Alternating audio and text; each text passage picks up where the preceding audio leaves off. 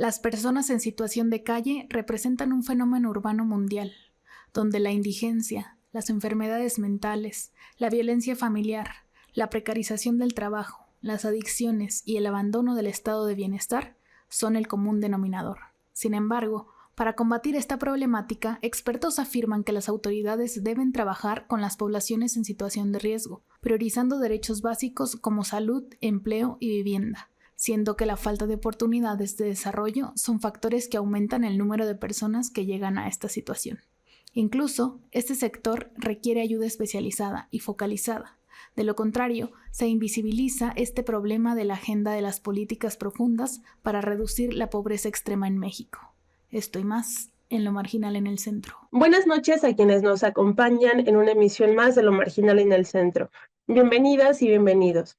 En el programa de esta noche platicaremos sobre las personas en situación de calle en México, las dimensiones del fenómeno, sus causas y posibles medidas para contribuir a que estas personas se reintegren o participen en la vida política, económica, social. Para hablar sobre estas cuestiones me acompaña el doctor Ángel Mundo López, quien es doctor en Ciencias Políticas por la Universidad Autónoma Metropolitana, profesor en el Departamento de Política y Cultura de esta misma casa de estudios y coautor del libro El reciente proceso de planeación de desarrollo en la Ciudad de México, Derechos Humanos, Participación y Política Social, publicado en 2024 por la Universidad Autónoma Metropolitana. Doctor Ángel, buenas noches, bienvenido a Lo Marginal en el Centro. Buenas noches, Jenny. Buenas noches, Iván. Mucho gusto en estar con ustedes. A nosotros se suma Iván Alexis Roldán Mendoza, quien es licenciado en Economía por la Universidad Nacional Autónoma de México, maestro en Estudios Urbanos por el Colegio de México y coordinador de la Estrategia de Transición entre la Calle y el Hogar en la Secretaría de Bienestar e Igualdad Social de la Ciudad de México. Alexis, muchas gracias por aceptar nuestra invitación. Bienvenido. Muchas gracias y buenas noches, Jenny, buenas noches, Ángel, y buenas noches a todos. Entonces, comencemos con la charla de esta noche. Y quisiera comenzarla con una distinción terminológica, si les parece bien, porque en el uso cotidiano llamamos indigente a una persona que no tiene hogar. Sin embargo, en el estudio especializado de este fenómeno y otros que orbitan a su alrededor, no es lo mismo la indigencia y la situación de calle. Entonces, quisiera preguntarte, Iván, ¿cuál es la diferencia entre una persona indigente y una persona en situación de calle y por qué es importante diferenciarlos? Principalmente, o sea, la diferencia viene incluso de una cuestión de derechos humanos. De hecho, en los años recientes, fácil, unos 10 años, los informes de derechos humanos son los que han marcado pauta de cómo definir el fenómeno. Por un tiempo incluso se llamó a poblaciones callejeras, a aquellas que habitan el espacio público. Sin embargo, hay una cuestión compleja en cómo definirlo.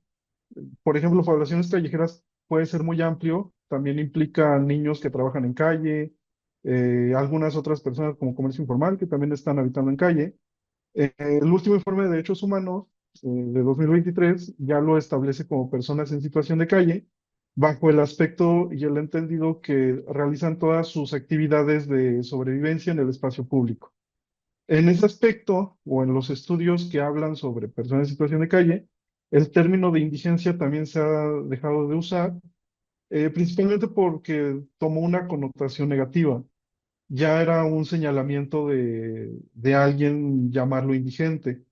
Ahora, en los estudios de pobreza, el término de indigencia sí a veces se mantiene, pero se refiere más a aquellos que no tienen en su ingreso suficiente como para adquirir la canasta alimentaria.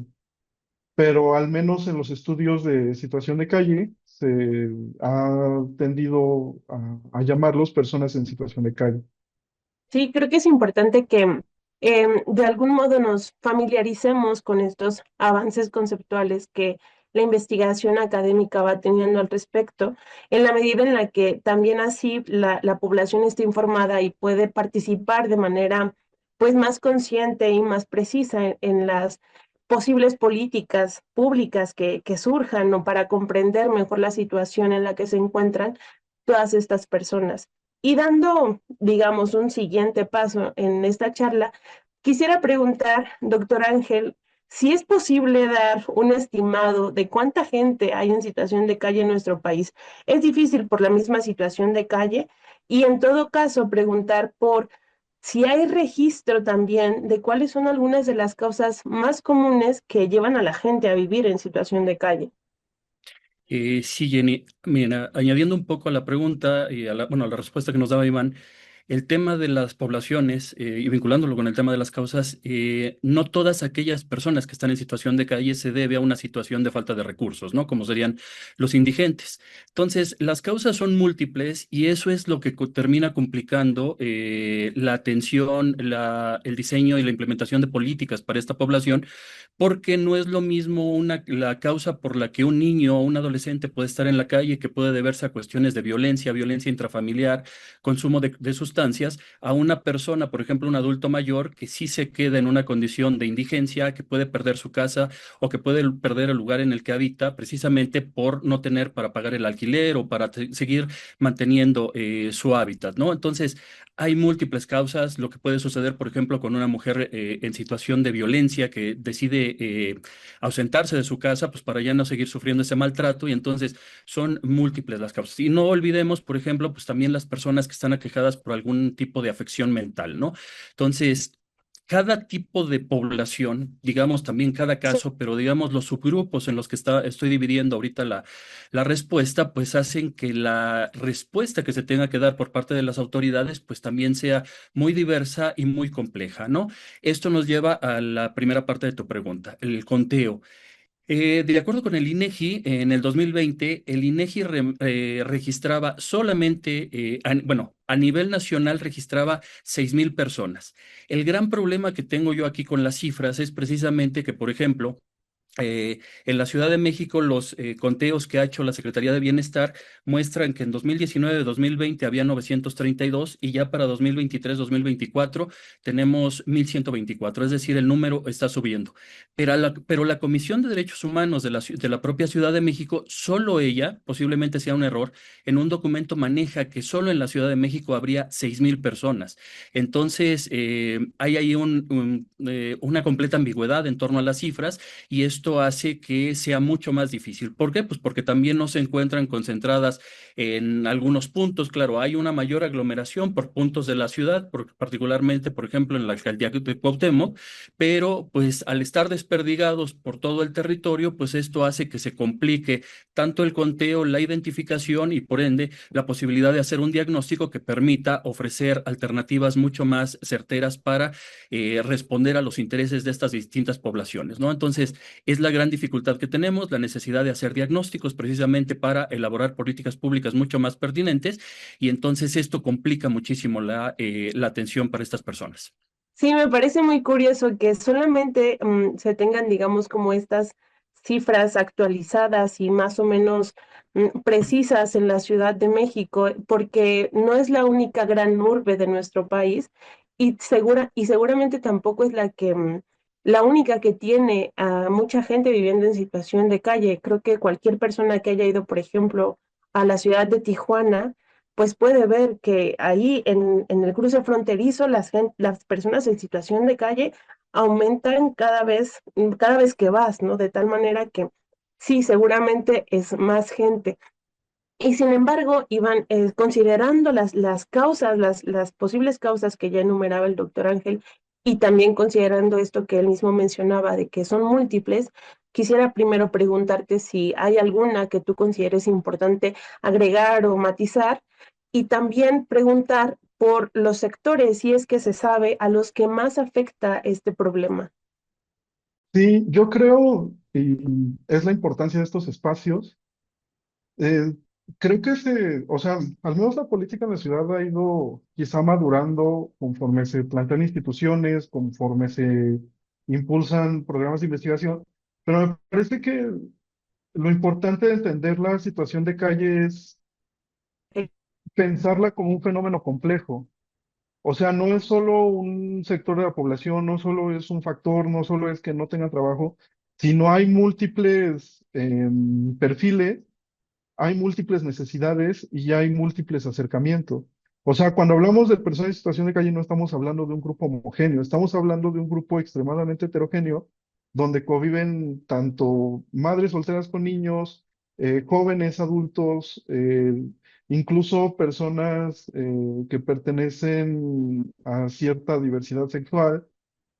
Eso hace todavía más complejo el fenómeno. Ahora, a lo largo del tiempo han ido quizá preponderando ciertos perfiles. En los 90 era mucho el tema del niño en situación de calle. Eh, a inicios del siglo y en la década pasada, era más el joven en situación de calle. Ahorita lo que estamos observando y lo que está teniendo los albergues de la Ciudad de México es el adulto mayor en situación de calle. Entonces eso plantea otro tipo de necesidades, otro tipo de acercamiento. ¿Y por qué? Porque el adulto mayor no, o sea, son personas de 70 años que por diversas cuestiones de salud o incluso por abandono social quedaron en esta situación. Entonces ahí la reinserción social, si es que hay, se tiene que pensar de otra forma. También la política se tiene que, o sea, la política en situación de calle es muy compleja y se tiene que ir moldeando y adaptando a la diversidad de perfiles que hay. Porque si bien ahorita vemos al adulto mayor y que quizá puede ser un fenómeno que continúe en los próximos años por el envejecimiento de la población, puede que en 10 años el fenómeno en situación de calle tenga otros matices y otras características.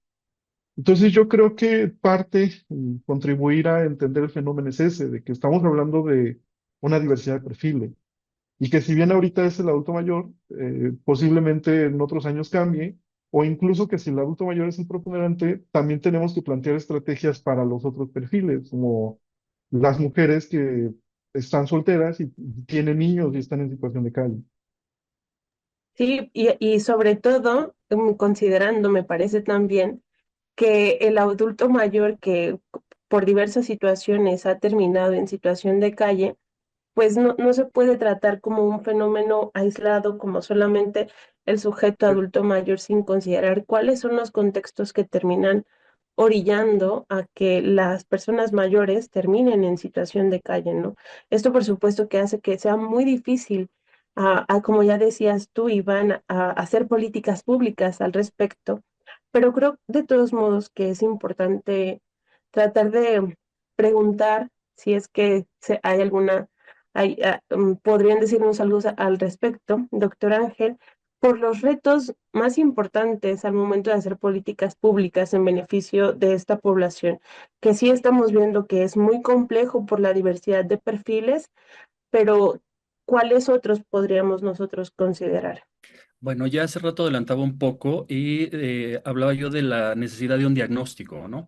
Tanto, ¿por qué nos hace falta un diagnóstico? Uno, para conocer la magnitud, porque yo ya lo decía yo hace rato, o sea, este baile, esta danza de las cifras no nos permite saber ni siquiera en qué medida lo que está haciendo el propio gobierno está ayudando a solucionar el problema, ¿no? O sea, estos tránsitos que está haciendo, como decía Iván, ahorita la atención que está teniendo preponderantemente hacia adultos mayores no nos permite saber en qué medida se está avanzando o en qué medida estamos quedando rezagados, ¿no? Entonces, por eso necesitamos primeramente diagnosticar para saber por los distintos sectores las causas que los orillaron y ofrecerles. Las personas, digamos, adultos medios, ¿no? Que están en edad laboral y que por alguna circunstancia también se encuentran en situación de calle, estos diagnósticos que ha levantado, estos conteos que ha levantado la Secretaría, hablan de que más del 70% de ellos o más del 60% quisieran incorporarse al mercado laboral, pero no se les está dando esa oportunidad. Entonces, estamos como que actuando un poco a tientas para saber en qué medida estamos avanzando. Entonces, los retos, pues por ahí, la violencia que orilla, por ejemplo, a los jóvenes y a los niños a dejar sus hogares precisamente para dejar esa condición y sentirse más seguros, estar en el anonimato donde no los encuentren y donde no puedan verse agredidos. Entonces, los distintos sectores, las mujeres, como ya lo mencionaba también Iván, adultos mayores, las personas con algún tipo de afección mental que ya mencionaba yo hace rato. Entonces, cada uno de ellos necesita un tipo de estrategia completamente distinta. Entonces, de nada sirve, por ejemplo, lo que está haciendo, o sirve de muy poco, la asesoría jurídica que brinda la Secretaría del Bienestar cuando se trata de una persona con algún tipo de padecimiento mental, ¿no? O sea, esta persona no necesita eso, sino otro tipo de atención, otro tipo de cuidados. Entonces, estos retos se multiplican, se diversifican en la medida en la que cada población o cada grupo, niños, jóvenes, adolescentes, mujeres, personas de la diversidad, que también ya mencionaba Iván, adultos mayores, personas adultas, necesitan un tipo de atención distinta, capacitación para el trabajo, oportunidades para el trabajo, ¿no? Oportunidades educativas también. Entonces, no puedo decir que el gobierno no esté haciendo nada. El gran problema es que esta diversidad y esta magnitud de situaciones hace que esa acción no nos permita saber en qué medida estamos actuando, en qué medida estamos resolviendo el problema y en qué medida es el reto que tenemos todavía por delante como sociedad. Sí, por supuesto. Y me parece curioso que también en muchas ocasiones parece que quienes atienden de forma más directa a la población en situación de calle son más bien colectivos, asociaciones civiles, porque el aparato del gobierno en muchas ocasiones aparece de forma muy burocrática y es difícil saber a qué instancia asistir cuando, como decía ya usted, doctor, se da la asesoría, pero pues eso no fue lo que te llevó a ti a estar en situación de calle, o ese no es el problema, no es una solución para tu problema. Por supuesto que eso también lo hace muy difícil. Y ya para tratar de ir cerrando con este tema que es muy, muy diverso y muy complejo, quiero preguntar, Iván, ¿qué medidas se han tomado a nivel nacional? Si es que existen medidas, digamos, a nivel federal, o incluso si no existen así a nivel regional, para incluir a la población en situación de calle nuevamente a la vida política y social, y qué tan efectivas pueden ser y han sido. Sí, ahí para responder esta pregunta, yo me sumo al doctor Ángel. La verdad es que tener un diagnóstico de la población de calle es bastante complejo. Digo, aquí en la Secretaría eh, se está planteando como la metodología para un conteo, quizá más preciso, pero el censo o conteo para personas en situación de calle es extremadamente sensible a factores tanto internos como externos. Es decir, dependiendo de la noche que te salga, si ese día llovió, ya va a haber una variación en la información que puedes recoger. Eso como factores externos, incluso algunos movimientos políticos que puede haber en el centro de la ciudad también pueden estar afectando la forma en que se distribuye la población. Esos son cosas que suceden, que quizá no se puede controlar, e internamente también está muy atado a la logística que se puede plantear, por ejemplo, el número de brigadas que van a salir, la capacitación del brigadista, el cuestionario, qué tan amplio tiene que ser. O sea, es un reto para empezar, tener un diagnóstico claro y preciso de cuál es la población que está ahí. ¿Por qué? Porque como bien dice el doctor Ángel, a partir de ese diagnóstico se pueden plantear estrategias de cómo atender a cada grupo poblacional. Y yo creo que ahí está el reto del avance y de la superación de la política.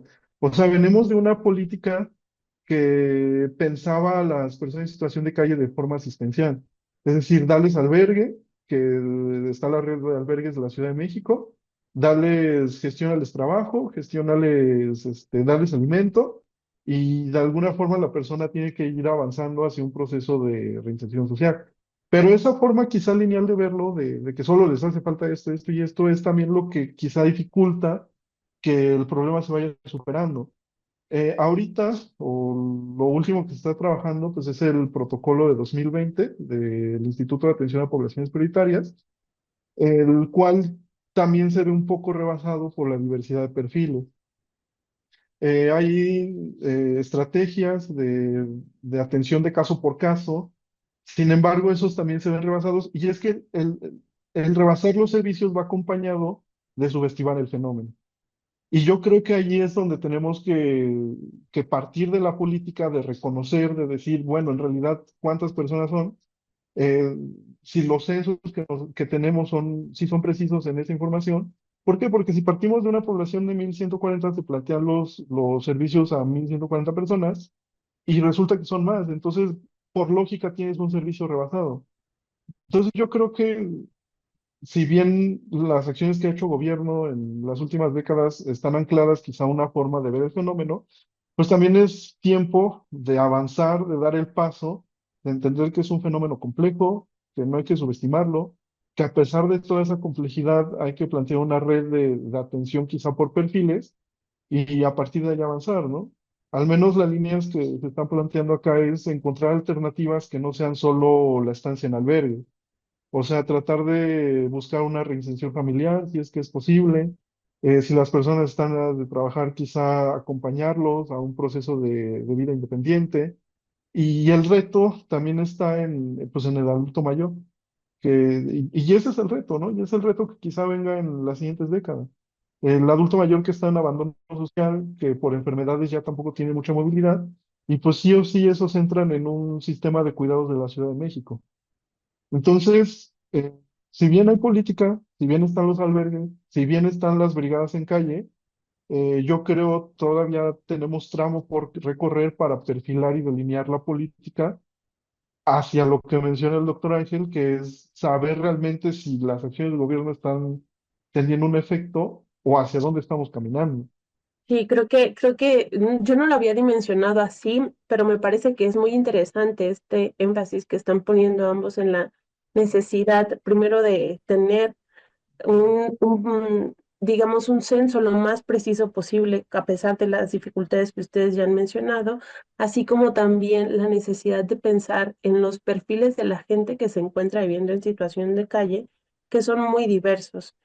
Y quisiera preguntarle también a usted, doctor Ángel, ya para ir cerrando, ¿qué medidas se han tomado? La misma pregunta a nivel nacional, si es que existen o regional, para incluir a la población en situación de calle y en todo caso agregaría, ¿qué tanto se puede hacer para educar a la población que no se encuentra en situación de calle para no criminalizar a la gente que se encuentra en esta situación de calle y qué tan importante es hacer este tipo de, digamos, de reeducación de la población en general?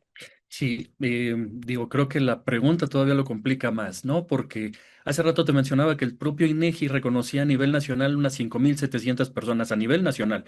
Entonces, si la Ciudad de México tiene solamente 1.000, estamos hablando de que se lleva casi una sexta parte, ¿no? De todo el fenómeno dividido en 32 entidades. Entonces, es muy problemático saber, ¿no? Posiblemente algo haya ayudado estas oleadas de migración que hemos tenido en los últimos años porque al parecer pues ha habido albergues que se han podido habilitar, ¿no? En ciertas ciudades y eso podría darnos una idea de que en otras entidades también se ha atendido a personas en situación de calle, a lo mejor no en la misma magnitud, con los mismos problemas de poder identificarlos y el propio enfoque, ¿no? Decía hace rato Iván, ya no un enfoque meramente asistencial, sino tratar de avanzar hacia un enfoque más de derechos humanos hacia estas personas. El gran problema es que en nuestra sociedad pues tenemos esta gran ambivalencia, ¿no? En donde queremos que, por ejemplo, a nuestros migrantes los traten bien del otro lado, pero nosotros no tratamos de la misma manera a los migrantes que vienen de otras latitudes y que pasan por nuestro país. Lo mismo sucede con el tema de las personas con indigencia, ¿no? ¿Cuándo se convierte un tema de personas en situación de calle en un problema? Pues cuando se ubica una de esas personas en nuestra colonia, ¿no? Se reconoce porque hay diversos, a raíz de la pandemia, pues este fenómeno ha estado más en boga en los distintos medios de comunicación y se han hecho muchos reportajes, ¿no? Pero me ha tocado ver, pues, personas que son entrevistadas que dicen, no sucede nada, esas personas no atentan contra la integridad del resto de las personas que viven en las colonias, pero, híjole, deberían estar en otro lado, ¿no? Como con los migrantes, sí, está bien que migren, pero pues que no pasen por mi casa o que no instalen un albergue cerca de donde yo vivo. Es el gran problema y el propio gobierno, pues gobiernos anteriores, no hablo de este, gobiernos anteriores han adoptado esa misma postura, ¿no?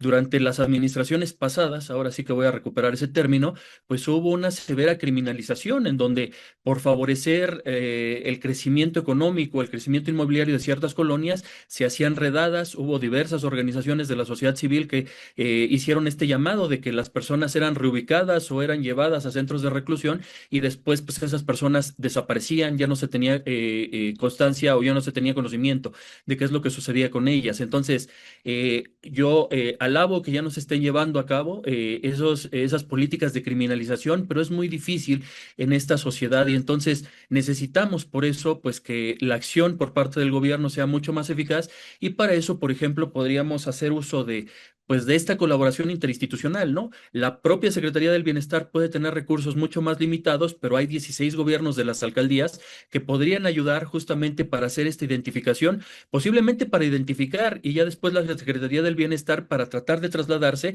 y hacer esta ubicación y este diagnóstico de estas personas para conocer sus necesidades, ¿no? O incluso, pues algo que ha quedado muy en desuso desde la administración previa, pues esta relación con las organizaciones de la sociedad civil que justamente atienden este problema, ¿no? Entonces estamos hablando de una colaboración intergubernamental, pero también extragubernamental con otras entidades, con otras instancias, ¿no? Y esto me lleva, pues ya para ir terminando justamente a que sí, desde hace muchos años, particularmente desde que los gobiernos de izquierda se instauraron aquí en la ciudad con Cuauhtémoc Cárdenas, pues se empezó con este programa de albergues en invierno, que después se llamó En frío invierno, calor humano, y se ha ido avanzando. Qué bueno que se ha ido avanzando, pero creo que todavía tenemos un gran reto por delante, perdón por el pleonasmo, un gran reto por delante que hace necesario pues abocar todas nuestras fuerzas, tanto gubernamentales como de la sociedad, para poder atender de mejor manera este fenómeno. Y también considerando que, como decía usted al principio, no es un fenómeno que vaya a la baja, sino que está yendo a la alza. Y creo que es algo que se puede constatar en la vida cotidiana más inmediata. Sin embargo, me parece que es muy importante que existan estos espacios y que gentes que estudian este tipo de problemas, como ustedes dos, estén dispuestos a compartir los avances, digamos, conceptuales, los problemas que se han presentado en la medición de la gente en situación de calle, las posibles alternativas que se están ensayando para tratar de hacer reinserción en la medida de lo posible, etcétera, etcétera. Y en ese sentido, por supuesto que agradezco mucho su disponibilidad, el tiempo que nos ofrecieron, sus perspectivas, doctor Ángel, maestro Iván, muchas gracias. Y también muchas gracias a quien nos acompañó en esta emisión más de Lo Marginal en el Centro. Que tengan todos muy buenas noches.